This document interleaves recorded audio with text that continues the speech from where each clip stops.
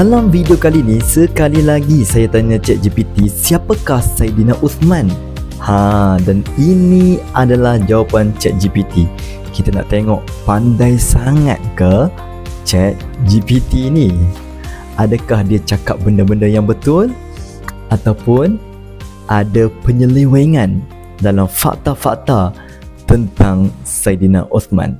Jadi, untuk tahu apakah jawapan daripada ChatGPT, jom tonton video ini sampai habis. Uthman bin Affan dilahirkan dalam keluarga Bani Umayyah di Mekah sekitar 576 Masihi. Dia berasal daripada sebuah keluarga yang kaya dan dihormati. Sejak daripada kecil lagi, Uthman dah menunjukkan satu sifat yang baik dan juga mulia. Dengan harta yang beliau miliki, beliau sering bantu orang lain dan menjadi antara orang yang pertama memeluk Islam. Uthman juga adalah salah satu daripada 10 sahabat yang dijanjikan syurga oleh Nabi Muhammad SAW. Beliau juga dikenali sebagai Dhunnurain, yang bermaksud yang mempunyai dua cahaya mata. Kerana Uthman ni, dia kahwin dengan dua orang puteri Nabi. Yang pertama Ruqayyah dan yang kedua Ummu Kalthum.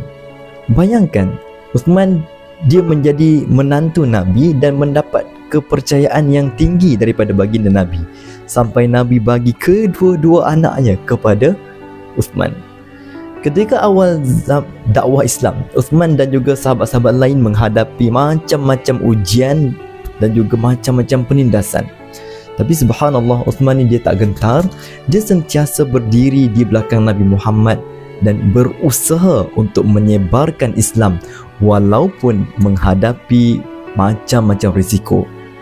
Keberanian dan juga kesetiaannya kepada Nabi memang tak dapat disangkal. Salah satu kisah yang paling menarik tentang Uthman ialah ketika beliau menyumbang dengan harta yang banyak untuk bantu umat Islam.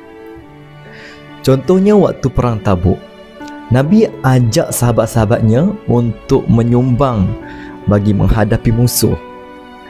Uthman datang dan Uthman menyumbang 1000 dinar yang bersamaan dengan berpuluh-puluh ribu ringgit sekarang kalau kita nak tukar kepada Malaysia punya ringgit lah.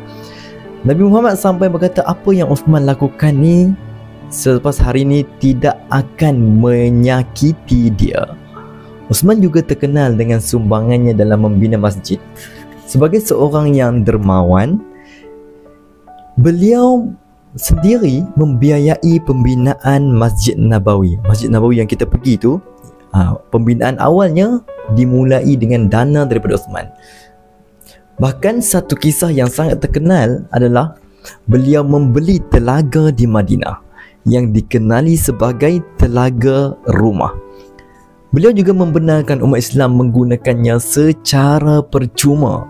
Subhanallah, betapa hebat dan dermawannya Saidina Uthman ni. Selepas kewafatan Umar bin Khattab, Uthman dilantik sebagai khalifah yang ketiga.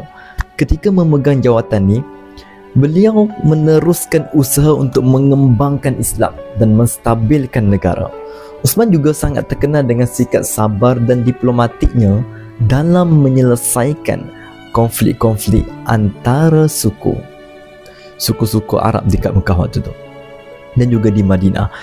Di bawah pemerintahan Uthman, Al-Quran telah disusun secara rasmi. Yang kita hari ini dengar sebagai Resam Uthmani itu, Uthman lah yang kumpulkan. Beliau juga mengarahkan pengumpulan semua ayat-ayat Al-Quran dalam satu mushaf yang ditulis oleh Zaid bin Thabit dan sahabat-sahabat yang lain. Proses ni sangat penting untuk jaga kesucian Al-Quran supaya tak hilang ataupun berubah. Betapa pentingnya sumbangan Saidina Uthman ni. Tapi seperti mana pemimpin-pemimpin yang lain, Uthman juga dia hadapi pelbagai cabaran. Ada kelompok yang tak puas hati dengan beliau, keputusan beliau. Namun Uthman terus bersikap sabar dan berusaha untuk menyatukan umat-umat Islam ni. Kesabaran dan juga ketegasan beliau dalam menghadapi dugaan ni menunjukkan betapa mulianya karakter beliau. Malangnya cabaran ni berakhir dengan satu tragedi. Uthman dibunuh oleh kelompok yang memprotes beliau. Saat-saat akhir hidupnya sangat memilukan. Waktu tu beliau tengah membaca Quran. Tiba-tiba beliau diserang.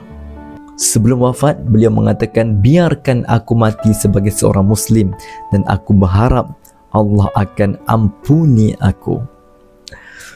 Uthman bin Affan bukan sekadar seorang sahabat, tapi juga seorang pemimpin yang dikenal kerana kemuliaan, dermawan dan keberanian beliau. Kisah hidupnya adalah pengajaran bagi kita semua. Semoga kita semua dapat mengambil inspirasi daripada sifat-sifat mulia beliau dalam kehidupan seharian kita. Jadi, itulah penulisan ataupun karya daripada ChatGPT bila saya tanya kepada ChatGPT tentang siapakah Saidina Uthman. Apa pendapat kalian tentang poin-poin ataupun fakta-fakta tadi? Ada tak fakta yang meragukan ataupun yang kalian semua tahu itu adalah fakta yang salah? Jika ada, sila komen di bawah untuk pengembangan ilmu sesama kita. Sekian saja untuk video kali ini. InsyaAllah kita jumpa lagi dalam video akan datang. Terima kasih.